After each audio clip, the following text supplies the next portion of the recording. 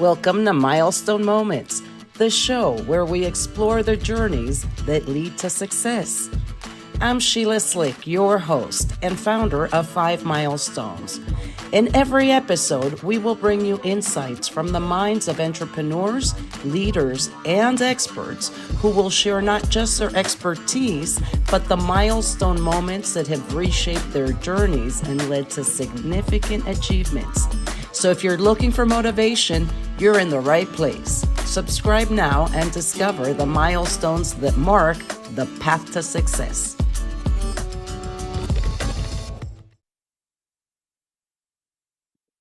Welcome to Milestone Moments in Business and Leadership. I'm your host, Sheila Slick. Today's episode is a very special one. I am sitting here with 7 co-authors and women who each did something that most people only talk about. They sat down, they shared their story, and then became published authors.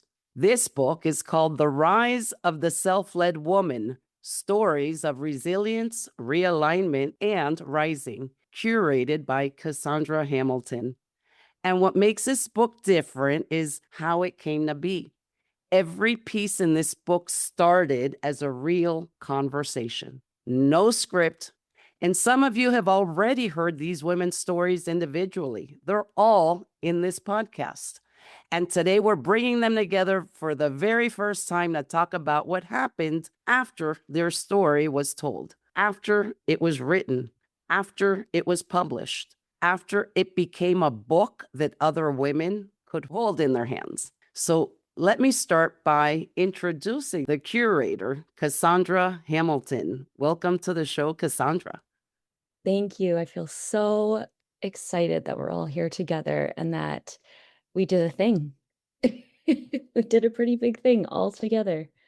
So Kassandra, take us back to that moment where you had the idea of curating your own book. Now, you were already a best-selling author and author of your own book. So it wasn't your first book. What led you to say, I want to bring together these women to share their stories? Great question. Writing my first book was such a healing experience and really invited me to get out of my own way in terms of all the little limiting beliefs I had about putting my voice out there into the world.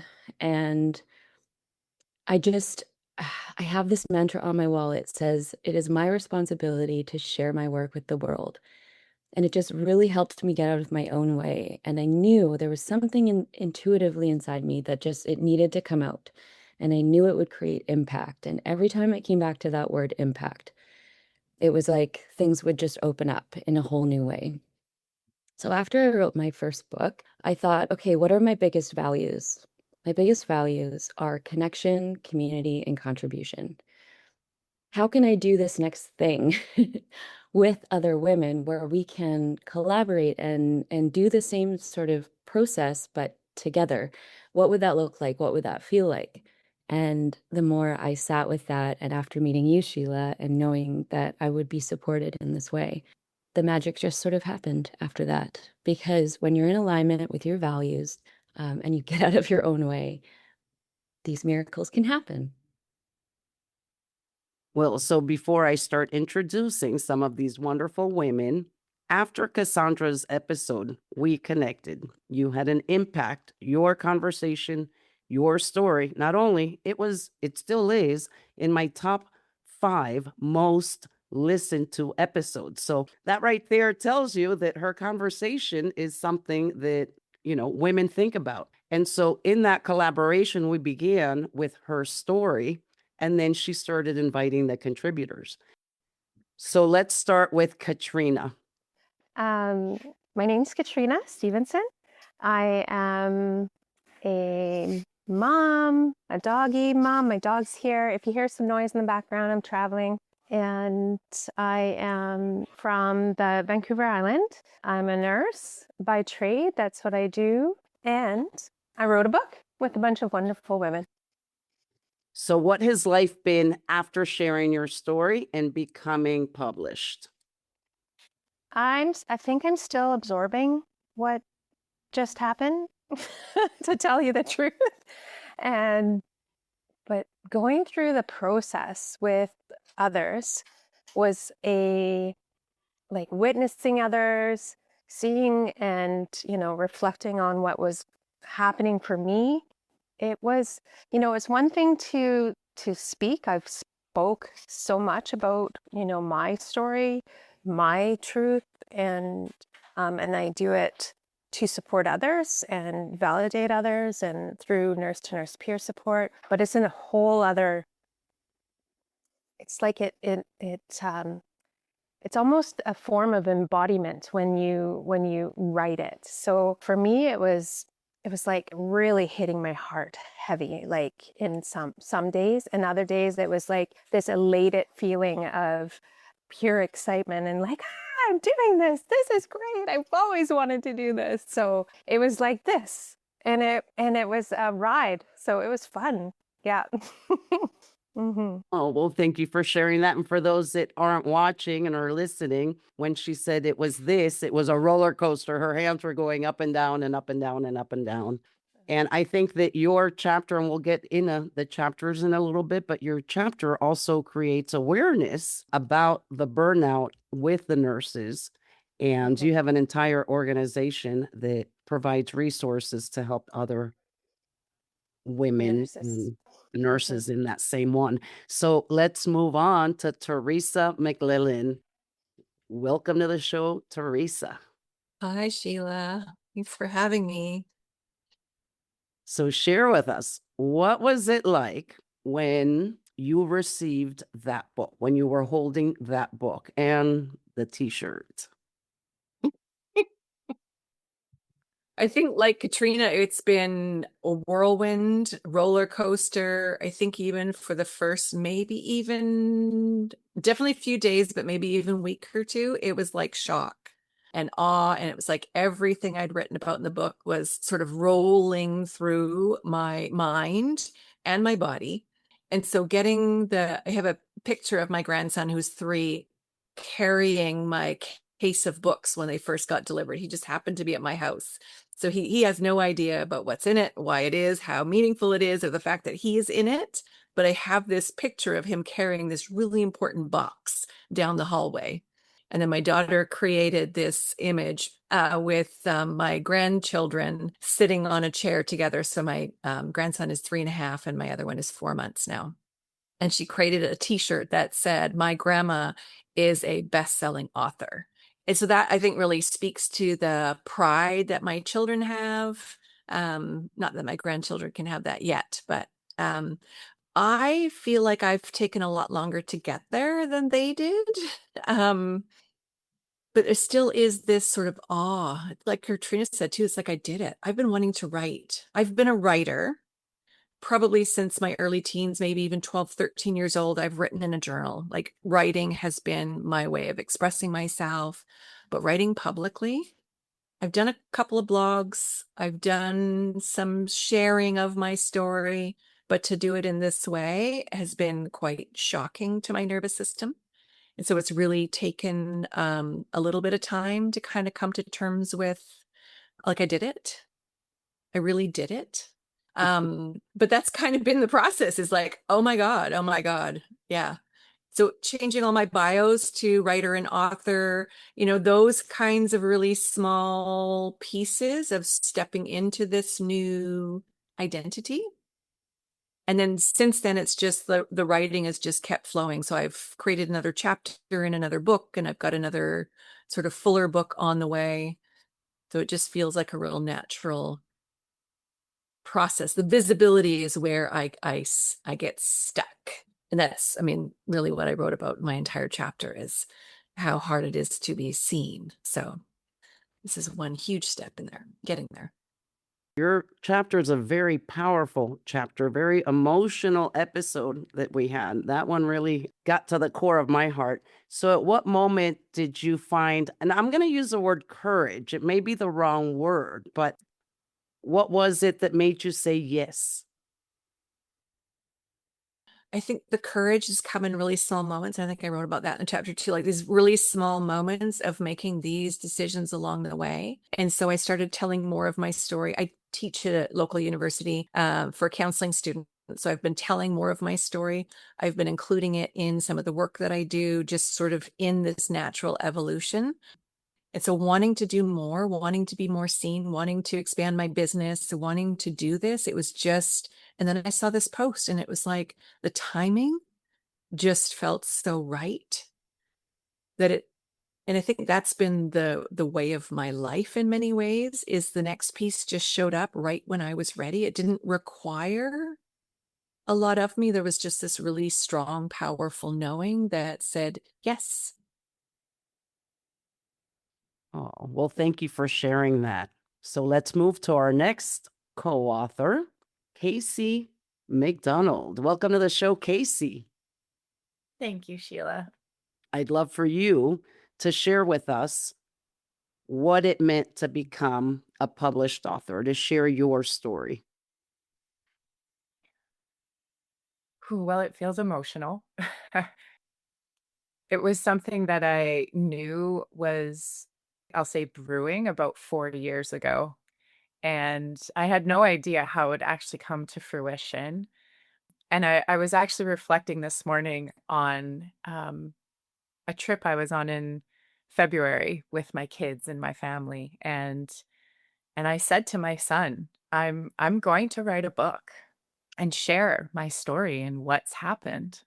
And my kids have had an experience of, what I share in the chapter, and we've had to do a lot of processing of, what was shared and our experience together, and that, and I think to be able to say it to my kids that, like, this is a story and there's something here to share and to inspire people with, something you could see something shift in his eyes and his mind, make the click. And so the way in which this just unfolded so easily and how it landed in my lap, and I love how Cassandra's business is ready, set, aligned, because it was literally that. We got on the first phone call and it was goosebumps after goosebumps. It was just so easy to say yes because the alignment was just there. And I never imagined it could be done this way. Like, originally I thought it was going to be a book on my own, and this first step, co-authoring with all of the women, all of you that are here, like, has been, it's way better than I could have ever imagined on my own. So very grateful.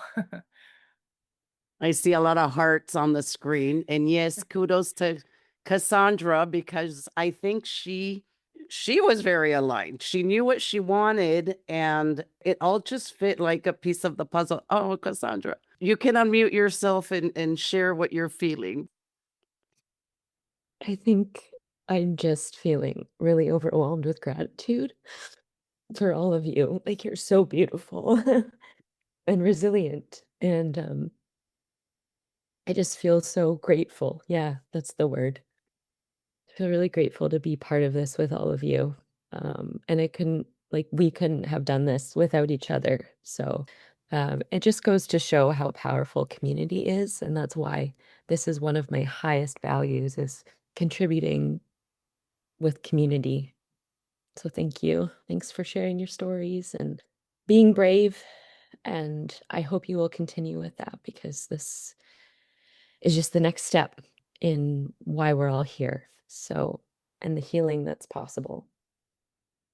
Yeah.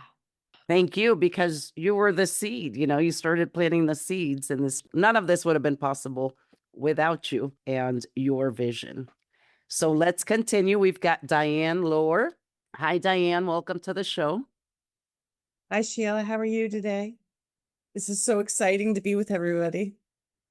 Yes, the community continues to stay connected. I think this book has brought us all together. So tell us about what your experience has been like throughout this process. This has been an amazing process, and I so much appreciate both you and Cassandra's feedback as I developed the chapter for this book. my theme in the chapter is around grace. And what I found as I wrote my chapter, just how much grace I really needed in my own life and within the transitions that were happening within my personal life. And I just take that forward every day now of giving myself and the people in my life the grace they need to really show up and be authentic and be aligned, and all of those components as we release all that, our own limiting beliefs, our own stuff. That's our armor. Like, that's what we come into the world with so that we're safe and protected. And as you start to, put that armor down, the grace that we need to give ourselves to step into the next level of discomfort so we can grow is pretty cool. And to watch everybody bloom and blossom has been also a beautiful process to be part of. And so when you received that book, what did you do? I was so excited. I was fortunate I was able to share this book with my mother, who is featured within my chapter. It just opened up the door to have a really robust conversation around, our life experience together and how much we've persevered together.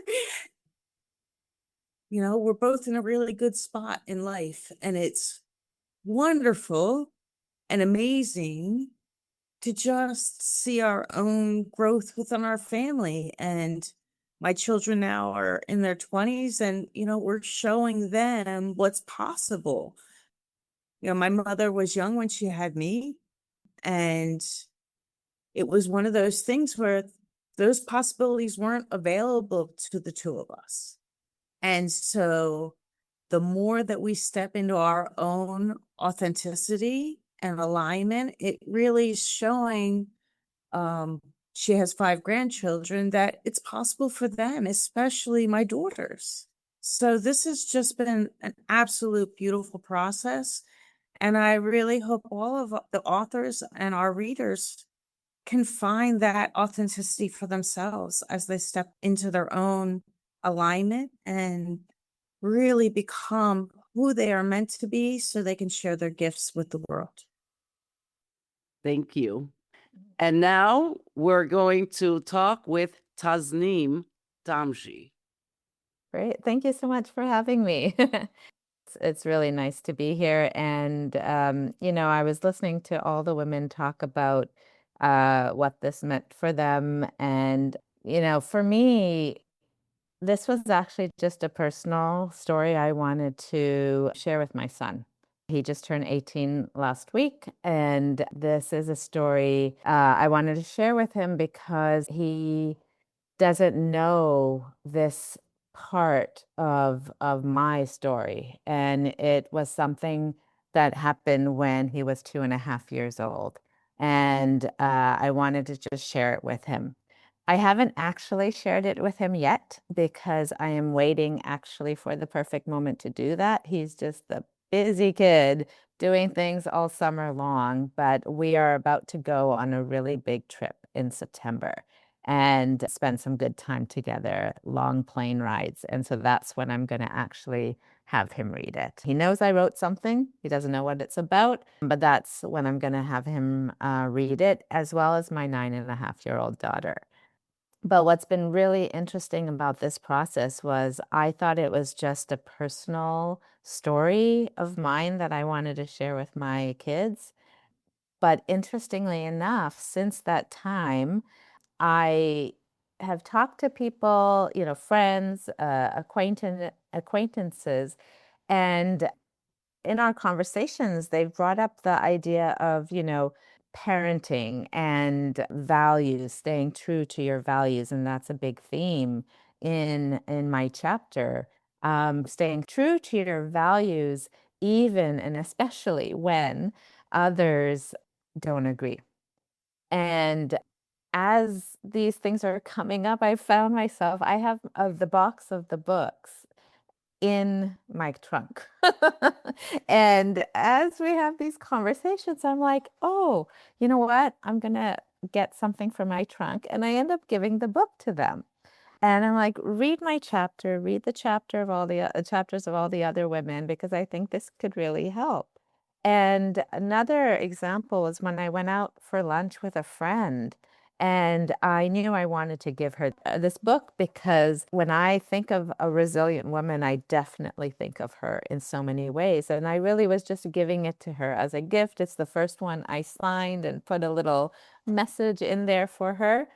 And she immediately, without reading it, but she knew that I was going to put this in this book, said, I think a lot of other women can really relate to you.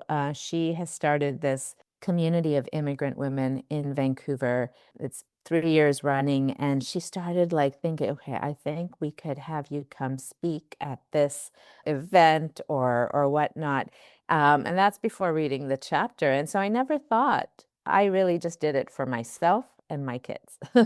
I didn't think that it could relate on so many levels with others in different ways. I actually work with students around the world in specifically pursuing higher education. But the theme behind it is doing things that you believe in, doing things that you are interested in, despite what others are saying. And I had a student of mine in Kyrgyzstan read this chapter, and she is in university right now. And she read it, and she said so much, she could relate to so much of it. And I thought, how interesting. I mean, I do talk about that part of the world, Central Asia, in this chapter, because that's my part of the story. So she could relate to that part. But how lovely for me to be able to share that with her as she is now paving her path as she's about to graduate university in a year or two and think about what she wants to do with her life. So it's just, yeah, it's gone beyond this personal story of just sharing it with my son. And I literally was only going to purchase 1 or 2 books for my kids and decided to purchase a little bit more because I really just thought it was my personal story. I just wanted to share it with my kids. So you were one of the first ones that got a chat and feedback. I believe it was during our launch. And so your impact was immediate when it was being read. Yeah. And that's the story I shared with that student. Like I just wrote down, she said that she read it in one breath. And it was impossible for her to take her eyes off the screen. And then just talked about how she resonated with it. And we are, I am at least 30 years older than her, have had different, obviously more experiences, but she can relate to this story and relate in ways that I never even thought. I put in one little sentence in there, and she said that was the thing that struck her the most about, she said specifically, women's decision making being attributed to a man. It was one little part of the story that is not the big theme of the story, but I guess she's been working in gender issues and youth, and that's the lens she read it with, and that struck her the most. And it was just one really a transition sentence to get to the next part, which is the bigger thing. And that struck with her. So really interesting to kind of see how what I wrote for my own reasons land with others for their own reasons. I love that. Now, I'm actually going to hand Kassandra the microphone so that she can go around the room and perhaps ask a question at each one of the co-authors. Beautiful. Okay, so because I love stories, I want to actually share a story and then open it up to anyone who wants to answer to a question I have. And this is just on the spot right now, but I'm wanting to share a story about something that happened when I was 16. I've always wanted to sing, loved music, and wanted to record a song that I wrote when I was 16 with my guitar. And I don't know if anyone listening to this or on the call is familiar with Great Big Sea, but their producer lived in my hometown for about 2 years. And I got wind of this. And my mom, who was a big advocate of me, getting my stuff out there and making things happen, really, she contacted him and we got a good deal and I could go in and record this song. And it was such a cool experience. And then afterwards, he was like, okay, now we got to put it out there. And I was like, no, that's fine. I'm a 16-year-old insecure girl at this point, and like, I don't want to be judged. Anyways, he told me, you never know who you're going to impact when you put out this song. And I was like, okay, yeah, it probably, a couple people will listen to it and I guess it's fine. So he had me convinced. Fast forward about 3 or 4 months and I get an email from someone I don't know in Saskatchewan, which is a couple provinces over from where I live in British Columbia. And this girl who is also a teenager told me that that song was on repeat all summer and helped her get through a very suicidal, depressive time in her life. And so the reason I share that is you never know. You never know who you're going to impact. And I'm really emotional right now, but I think I'm just feeling overwhelmed with the result of all of this. And my question to all of you is, what's next and what's going to open up for you? And how can we make that happen? What impact do you want to have? Kassandra just asked the question that every woman listening is thinking right now. What's next? And the answer? Well, you're going to want to hear it. And that's tomorrow. But before you go, I want you to sit with something. Every woman you heard today sat down for one conversation and walked away a published author. One conversation. If that's stirring something in you, hold on to it. Stay tuned for part 2. Thank you for tuning in today. If this story resonated with you, share it with someone who needs to hear it. And if you have a story of your own that you'd like to share or have ever thought about becoming a published author, visit 5milestones.com to be a guest on the show. One conversation is all it takes to become a published author. You have a story that matters. It's time to tell it.